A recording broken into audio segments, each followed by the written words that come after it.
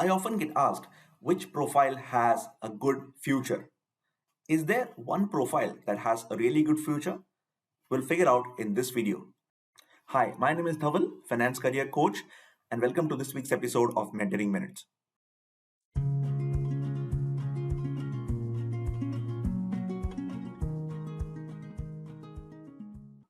So, which profile do you think has a good future? I always get asked like this if X profile has a good future or a Y profile has a good future.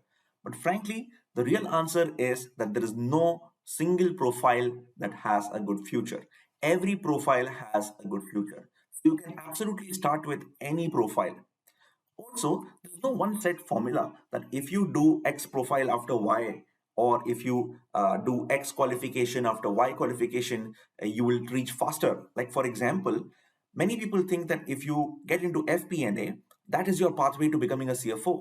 No, in fact, a CFO has diverse set of experiences, and a CFO may have worked before in 5 to 6 different kind of profiles before he actually got that CFO role. Another point is that it's a long career out there. After you qualify and before you retire, it's probably a 30 to 40 year window that you need to work in. So it's humanly impossible to work only in one profile. So your profiles will keep evolving. Your company will keep evolving.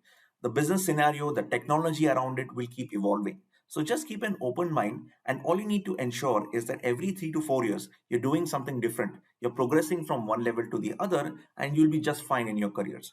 Now, I would also like to explain to you the nature of work at different levels in the organization. See, if you look at a typical organization, it is usually a pyramid structure.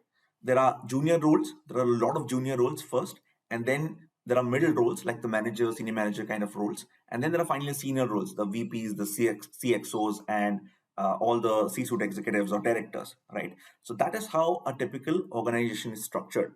Typically, when you start as a junior in a finance and accounting role, most likely you will start with a compliance or a transactional role, which means that majority of your time you will be spending on the compliance aspects or accounting or such basic finance, and some portion of your work will be on the commercial side of things. But as you grow to the next level or to the middle level, compliance and transactional work starts reducing and commercial and business partnering work starts increasing. And finally, when you get into those senior roles, you will probably spend very less time on compliance elements and spend more time on commercial and strategic elements.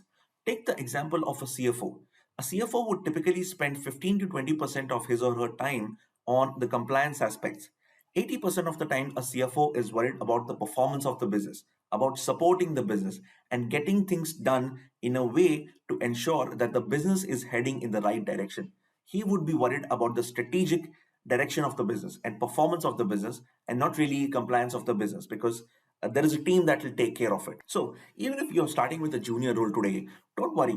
Your role will evolve into being a senior. Your role will naturally evolve. Business scenarios, technologies keep changing, and you will get to do different kind of work over a long career horizon. So I hope you found this video helpful. If you want me to cover any of your finance career related questions, please leave a comment below and I'll follow up on those questions.